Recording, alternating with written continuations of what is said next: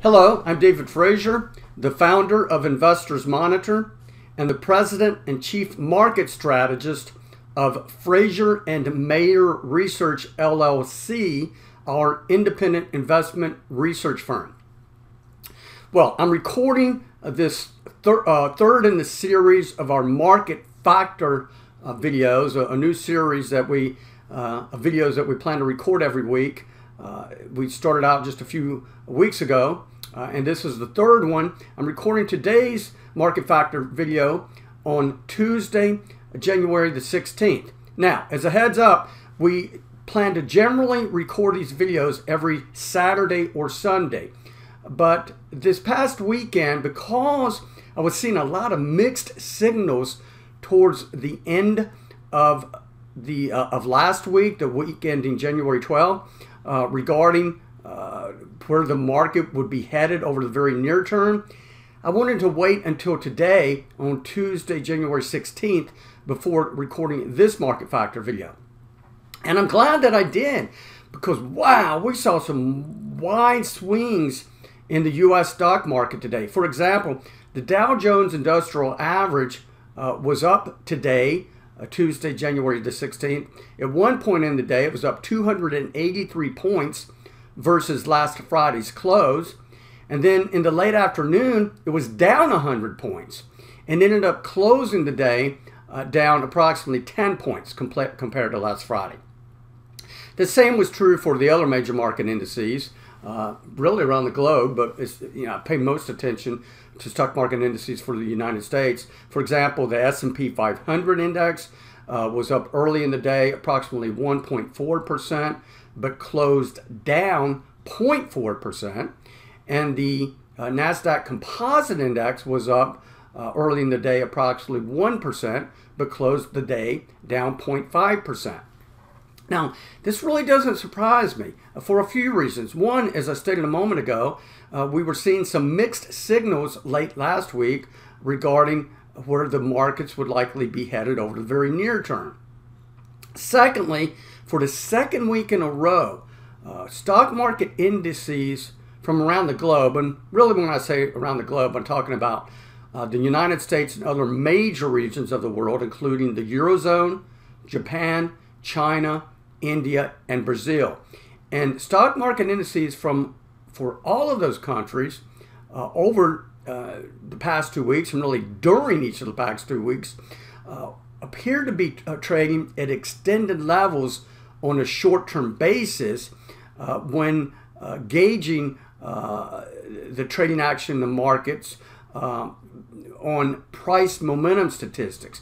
Price momentum statistics for stock prices or stock market indices tend to be quite reliable in determining the very short-term direction of stocks, the overall stock market.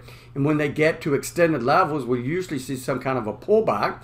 And when they get to when the price momentum slows down substantially, we usually see a rebound. So none of this really comes as any surprise to me. Even though, we started out today very positive. I just wasn't sure where the markets were heading. Okay, having said that, however, because these price momentum statistics suggest that stock prices in general are still trading at very extended levels on a very short-term basis, meaning there's just been too much excitement over the very, very short term, meaning over the past few weeks, I think there's a good chance that we will see stocks in general pull back a bit over the next few days.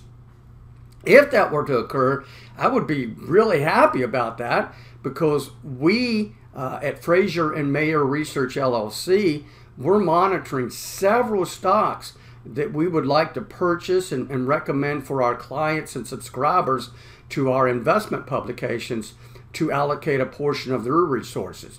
And one of those stocks I'm going to cover in a second video in a different new series of videos that I said last week we were planning to start this week, and we're going to start today regarding individual stocks. We're also going to do a weekly video on individual stocks that we've either recommended recently to our clients and subscribers, we might own ourselves, or we're monitoring very closely and thinking about recommending.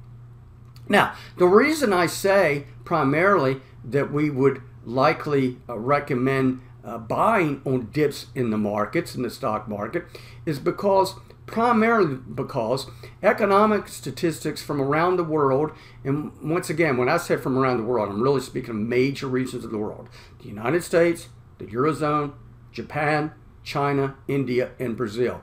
Economic indicators for all of those countries and regions indicate strongly that economic conditions are continuing to improve in those countries and regions, and that the pace of economic growth will likely accelerate during the first quarter of this year, 2018. Well, obviously, that's very, very positive. Economic pace of economic growth is improving. Businesses are likely selling more of their products and services. They're likely, therefore, making more profits, higher profits, or increasing their profit margins. And stock prices in general are ultimately determined by corporate profits. So this is very, very positive. Secondly, we've seen at our firm that over the past 6 weeks, stocks of companies that operate in the industrial and basic materials sectors have taken over leadership from stocks of companies that operate in the technology sector. And that's a very normal occurrence during the middle phase of the economic cycle, and tends to be also a very normal occurrence during middle stages of bull markets. Now, a lot of you might be thinking, well, wait a minute, this bull market that we're in is in the 10th year. It started in 2009. We're 10 years into this bull market. And I would argue against that, as I stated in last week's market factor video. And the reason I say that, if you just look at a chart of this major stock market indices for the United States and also these other major regions, countries around the globe, but primarily for the United States, you'll see that the bull market that began during March 2009 actually peaked in, I think it was July of 2014, July of 2014, then traded sideways with somewhat of a downward bias until around February of 2016. So I would argue that the current bull market actually did not begin until February of 2016. Or it was a subset of the bigger bull market that began during March of 2009. So the fact that we see basic material stocks and industrial stocks take over leadership is very normal, and suggests that we have a long ways to go before the stock prices are going to peak and turn substantially lower for a prolonged period of time.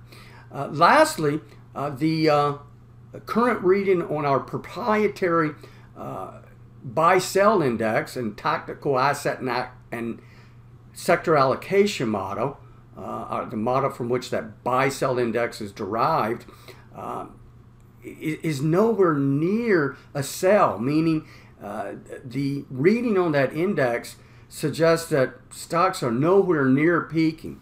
Let me take a look at some notes here. I made a few notes. I don't want to miss anything. Yeah, there's a couple other items here that I want to mention. Two more items, really. One is investor sentiment surveys, as well as economic sentiment surveys, indicate that Americans, as well as persons in these other regions of the world, remain very optimistic regarding the direction of major economies for approximately the next 6 months, as well as remaining very optimistic regarding the direction of stocks for the next several months. So when people feel optimistic about economic conditions and situations and where they think stocks are heading, well, they're usually in there buying, and so those people are probably going to be buying on dips. I'm talking about both individuals and institutional investors. And lastly, persons who invest in stock mutual funds and stock ETFs added substantially more money to those funds during December than they withdrew from such funds. And that's only the second time that that's occurred in approximately, I think, around 15 months. So if you have more money coming into the market, coming into stocks, well, people are probably going to be buying on dips here. So I think I'm going to wrap that up here for this week. as I mentioned, we're going to record another video here shortly, and I'm going to discuss a stock of a company that operates in the basic materials sector, a stock that we've recommended to our clients and subscribers. It was up 20% just in the past 2 weeks, and we think it has a very good chance of doubling over the next 12 months. So if you'd like to stay more informed about factors and developments like the ones that I mentioned today, and that I also mentioned last week when I got more involved and covered a lot more material, I encourage you to watch. When you finish watching this video, right underneath the video box there's a little description box, and if you scroll down in that description box, you'll see a link that will take you to a subscription page of our internet website at investorsmonitor.com, where you can subscribe to our investment journals, and for a really pretty modest price. At least well, you check it out on your own, and I'll let you make that decision. So I'm going to wrap it up here. I thank you for listening and watching, and I'll speak with you again next.